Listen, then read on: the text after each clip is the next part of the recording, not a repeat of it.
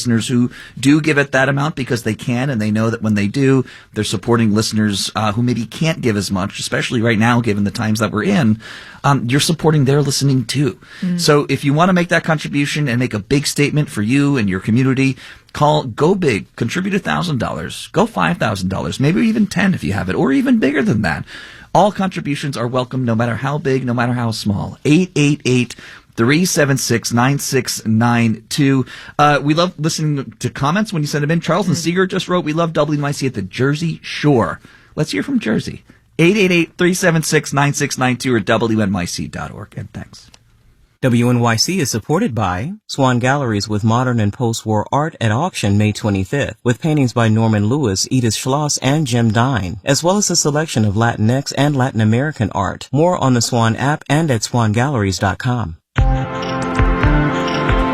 This is WNYC 93.9 FM and AM 820, NPR News and the New York Conversation.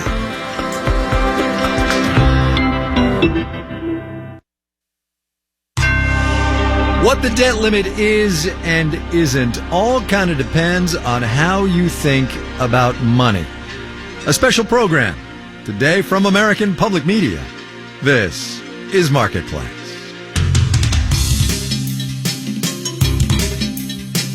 Marketplace is supported by Progressive. Progressive Commercial Insurance protects small businesses with customizable coverage options as unique as your business. More at progressivecommercial.com.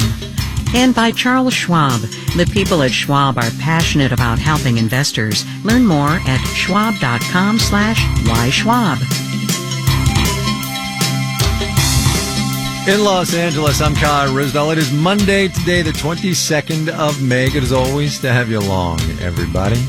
So we have reached, it seems, the dueling press conferences stage of the debt limit negotiations. There's a meeting at the White House, after which President Biden makes some remarks, then Speaker McCarthy speaks, or maybe the order goes the other way. But either way, that's about as far as things seem to have gotten. So we are not going to talk about the meeting at the White House today, or who said what, or where things stand. What we are going to do over the next half an hour is offer a whole nother way to think about this whole thing. Back in March, just a day or two after she'd gotten back from that surprise visit to Kyiv, I went to Washington to see Janet Yellen. Morning, Madam Secretary. How are you? Good morning. Long time no see. Long time no see. Nice to see. We talked about Ukraine and China and the labor market and inflation, and then this. I have to ask you about the debt limit. Do you think that the way we treat our obligations in this country and the political ping pong ball that they become, do you suppose that makes us look unserious to the rest of the world? Well, I think the rest of the world does become concerned when they see members of Congress threatening to prevent the United States from paying its bills. That's pretty much the company line, right? You'd expect nothing less, because by that point, back in March, we'd already hit the debt limit, $31.4 trillion, if you're keeping track. House Republicans had already made it clear they were going to leverage the debt limit for budget cuts. Yellen had already started using those extraordinary measures you've heard about, and she'd already sent a letter to Congress asking them, imploring them really, to protect the full faith and credit of the United States. And yet, here we are. I've been covering the debt ceiling for years now. And every time it comes up, we do the same stories over and over and over again. This time, though, we're going to do something different. Something very different. A kind of a fundamental concept about this economy that we've never really talked about. So, on the program today, a businessman. You are one of the voices of wisdom for us, all right? I'll do my best. A political scientist. Okay, we're running. And a legal theorist. Hey, it's Kai Ryssdal in Los Angeles. How are you? Good, thank you. I just pressed the recording button. Let's remember the subject at hand here, shall we? How much the Treasury Secretary can borrow, how many Treasury bills and bonds and notes she can sell to pay the bills that Congress has already run up. Or, if you think about it another way, before we get into the nuts and bolts of this thing, clearly this is a discussion about the nature of money. Yes, that's right. Like I said, we're going to talk about a kind of fundamental concept in this economy, how money works. Rowan Gray is our legal theorist. He's an assistant professor of law at Willamette University, where he studies the legal design of money and finance. You cannot borrow something that doesn't already exist. So where did it come from? That's the part of the story that our traditional textbooks, our traditional media does not start with. It's sort of like, in the beginning there was the world. Well, where did it come from? You know, in the beginning there was money and we borrowed it. Well, where did it come from? It didn't just emerge out of the ground bubbling up in, you know, swamp vats or something. It got created. And so what we are talking about here is the debt ceiling is not a ceiling on borrowing. It's a ceiling on creating a certain kind of money. All right, stop. I'm going to play that bit again. The debt ceiling is not a ceiling on borrowing, it's a ceiling on creating a certain kind of money. Picture a $10 bill for me. It's just a piece of paper worth $10 because everybody trusts that you can trade it for 10 $1 bills or $10 worth of goods and services. U.S. Treasuries, those bills and bonds and notes that Janet Yellen sells, they're the same IOUs from the federal government that we just believe in.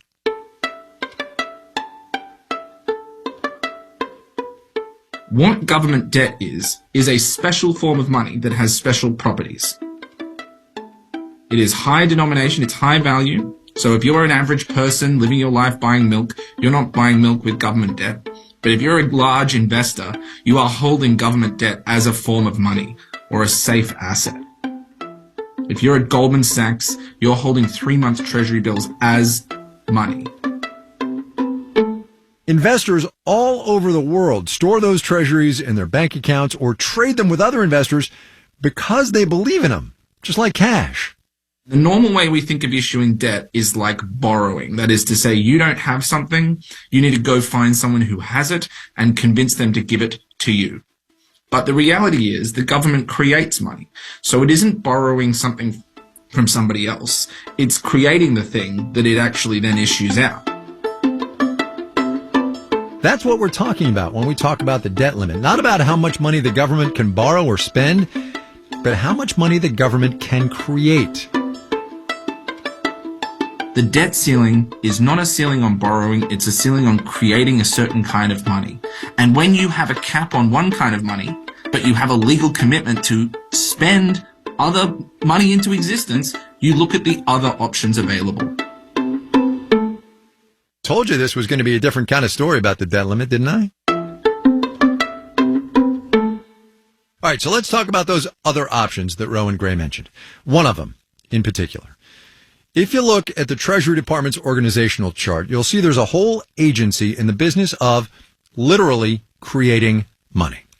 There are so many myths that have been built around money. Philip Deal is the businessman in this story. Back in the 1990s, he was the director of the U.S. Mint. It's a Fortune 500 size agency, if it were a private enterprise. It has multiple lines of business. One is circulating coins, and that's what everybody thinks of about the Mint, of course. Nickels, dimes, quarters, pennies. That's the Mint's first line of business. Also, it produces bullion coins, which are sold into international markets as a way of investing in precious metals. That is business line number 2. And then there are commemorative or collectible coins that are sold to collectors. And also there's a police function, and that includes guarding the gold at Fort Knox. Apologies for the layperson question here, but I got a couple of nuts and bolts things. How does the Mint make money? Well, there's a concept called seigniorage. That's SEIGNIORAGE, seigniorage. And that's the difference in the cost of producing a coin and the face value of the coin. For instance? In my day, when there was about a 5-cent margin on the quarter, so we sold it to the Fed and then made that profit, and that profit went to the general fund of the Treasury. Hold that thought in your mind, because when Deal was running the Mint, he helped write a law that unintentionally and in theory could help solve the debt limit problem. All right, so I want to talk to you now about the piece of legislation in question that's at the heart of this debate. It is, as I'm sure you have memorized now, and it will be the first line of your obituary in the New York Times, 31 U.S.C. Section 5112. Yes. Here you go. The Secretary may mint and issue platinum bullion coins and proof platinum coins in accordance with such specifications, designs, varieties, quantities, denominations, and inscriptions as the Secretary, in the Secretary's discretion, may prescribe from time to time. 37 words. How many words? 37 words.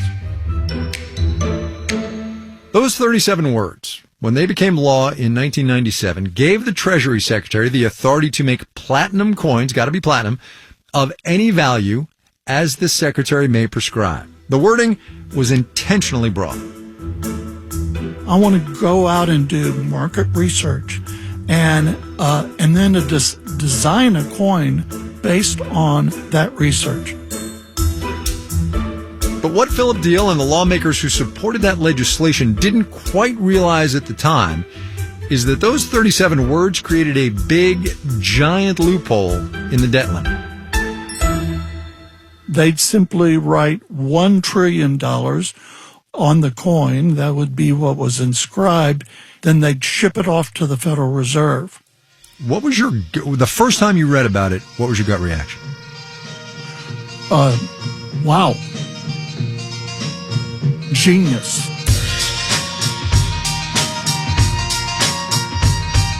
We'll be right back.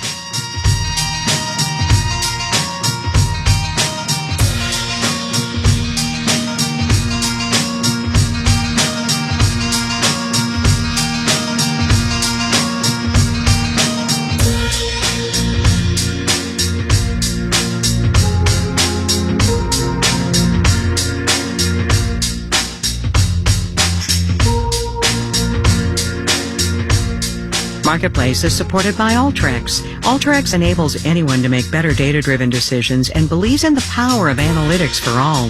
Learn more at alteryx.com. And by Extend, turning credit cards into spend management tools so businesses can control payments with virtual cards. More at paywithextend.com. And by Made in Cookware, partnering with chefs like Tom Colicchio to bring professional-grade cookware to restaurants and home kitchens. Their cookware can be found at madeincookware.com.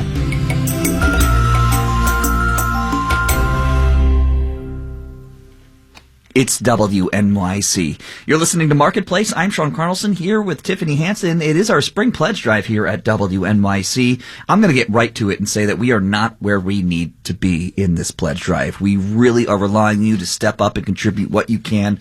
Give as generously as you can, but give within your budget. What matters is that you do give. 888-376-9692. We're looking for $1.2 million for this drive so we can continue to bring you programs like Marketplace or All Things Considered coming back at 7. Listener support is our largest source of funding, so we are truly relying on you to come through in this moment. Again, 888-376-9692 or WNYC.org. And of course, as usual, Marketplace providing important financial context for the landscape we're in right now. We have debt ceiling negotiations underway. We have all sorts of deadlines looming that all sound big and scary. Marketplace here to give you financial context. It's an important time for that context. I'm now giving you the context of we need you. It's also important financially right now for WNYC for you to step up with your support. 888-376-9692, WNYC.org. No time like the present. You hear my voice? You've maybe put it off. It's a Monday. Let's get some things checked off the old list for a Monday afternoon, right? Then you go on your day. You got a great evening. You can turn on the radio and you know that your help making it all possible. 888-376-9692, WNYC.org. If context is one of the reasons you listen, we're asking you to step up with your financial contribution. 888-376-9692, WNYC.org. Again, you are listening to Marketplace Now. As Tiffany was saying, this is an extraordinary time. Everything with the debt ceiling and all that happening.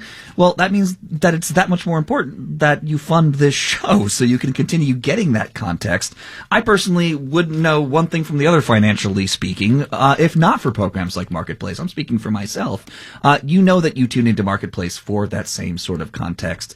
You know that you are here for Marketplace day in and day out. It's appointment listening every day at 6:30. You know it's going to be there, and it's going to be there because we rely on your member dollars, and it is that reliable that I can say that with confidence. Marketplace is going to be here, but we are behind in this drive. We are relying on you. We are shooting in the dark here, saying, please help us. This is a leap of faith, saying we know we can get there, but we truly need your support to get there.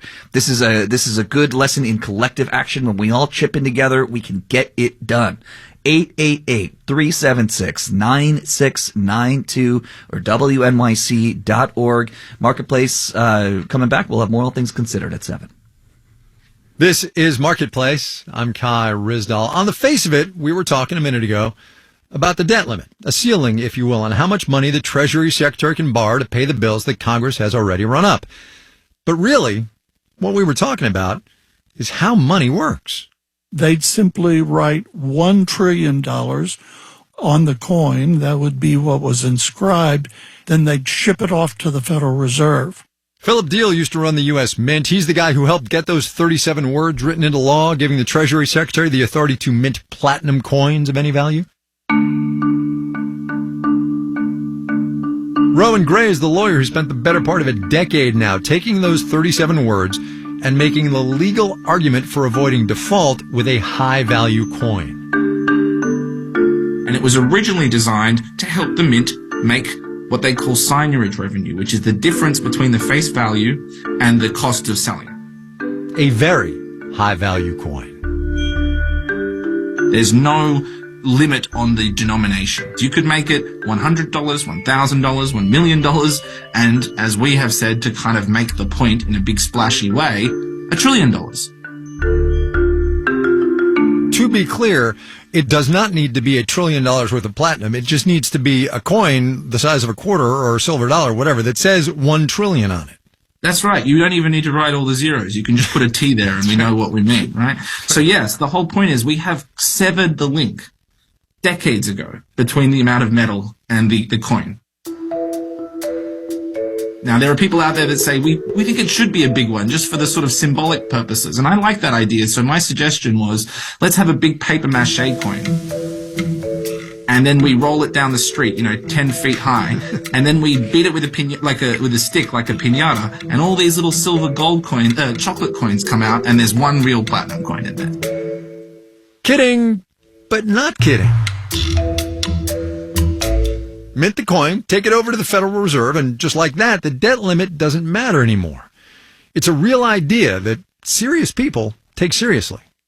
My argument is that, given the choice between default and minting the coin, the executive branch does not have the right to default. They cannot choose default over looking silly. If they think this is silly, if they think this is, going to make public raise their eyebrows at them, well, sorry, you should have fixed this when you had the chance. You've become one of a handful of people who are the go-to people about this. And I just wonder what took an unassuming law professor into this area. What was it about this that got you all fired up? Because clearly you are. Yeah, thank you for the question. So actually, I was a law student at the time. It was 2011. I had just moved to the United States 2 years before. I came to the United States right at the start of President Obama's presidency. Good evening. Tonight I want to talk about the debate we've been having in Washington over the national debt. A debate that directly affects... And I watched him stand up and say, we're running out of money. If that happens, and we default, we would not have enough money to pay all of our bills.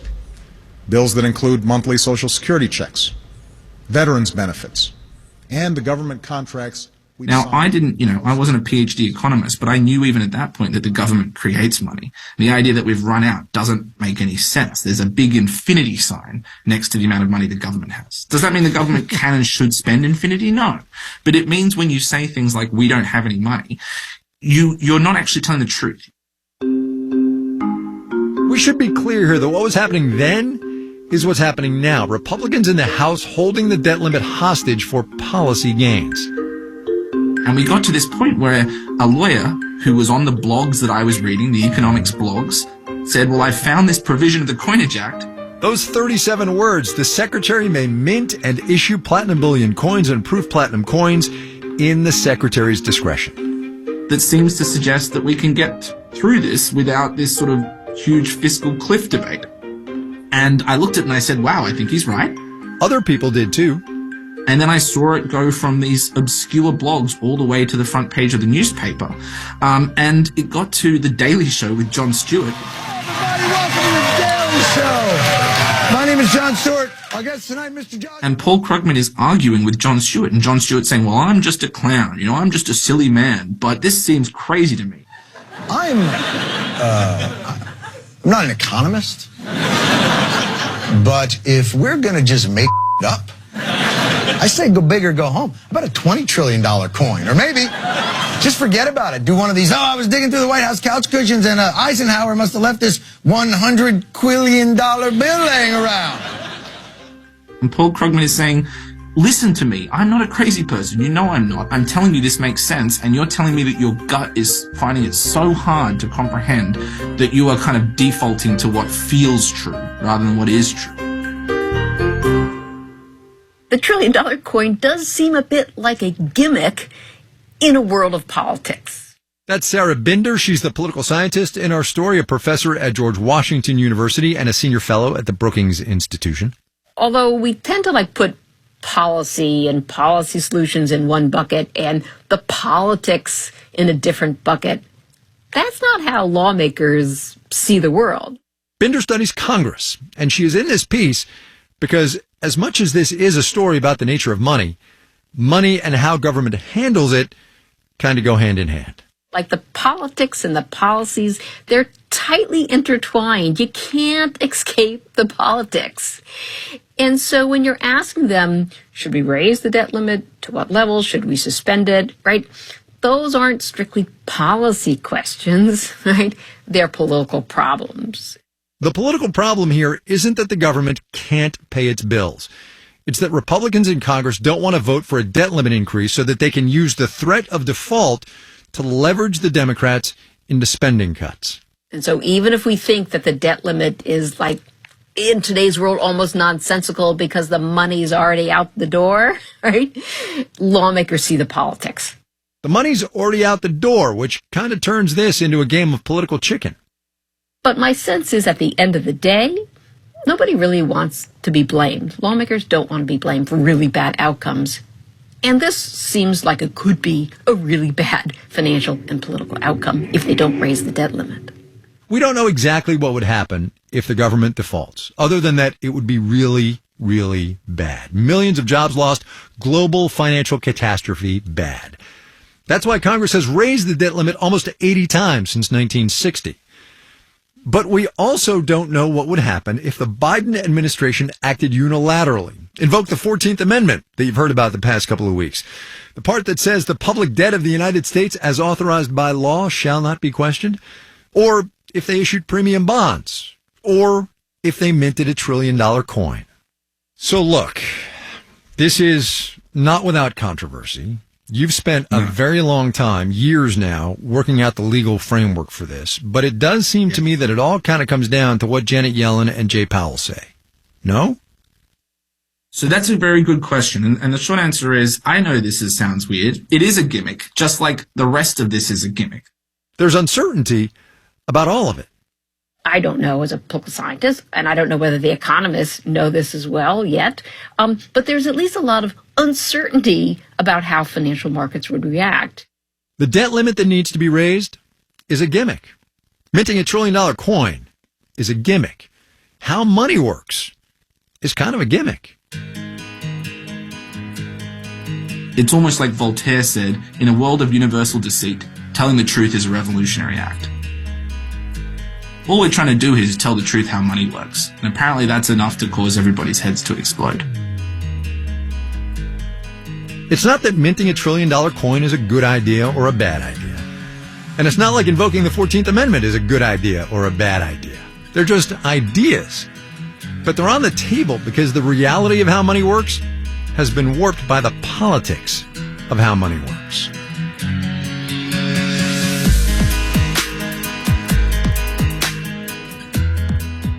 Anyway, two things to make sure you know about. Number one, Goldman Sachs was out with a research note the other day that said, based on its calculations, the Treasury Department is going to run short on ready cash on or about the 8th of June. To be clear, that is not run out of money on June the 8th, because we just spent half an hour talking about that, right?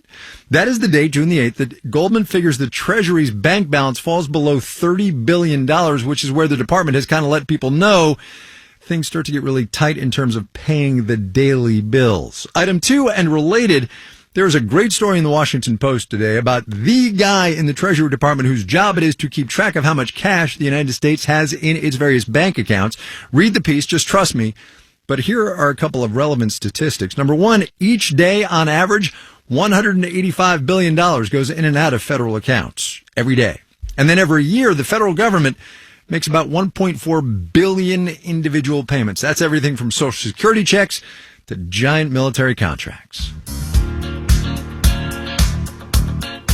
Marketplace is supported by DTN, with operational intelligence fueling optimal business decisions worldwide. DTN's data and analytics help eliminate decision dead zones. Learn more at dtn.com/OI. And by Domo, the data experience platform innovator that puts data to work for everyone so they can multiply their impact on the business. More at domo.com.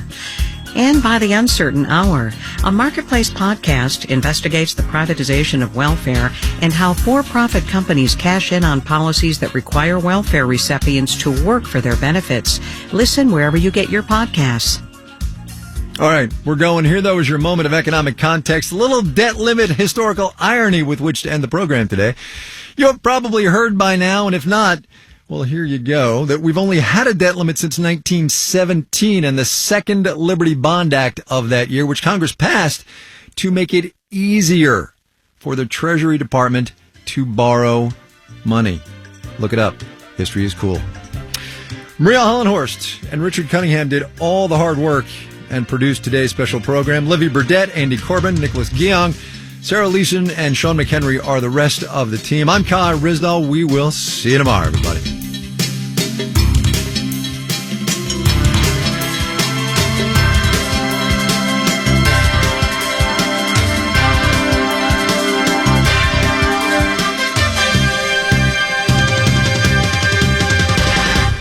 This is APM.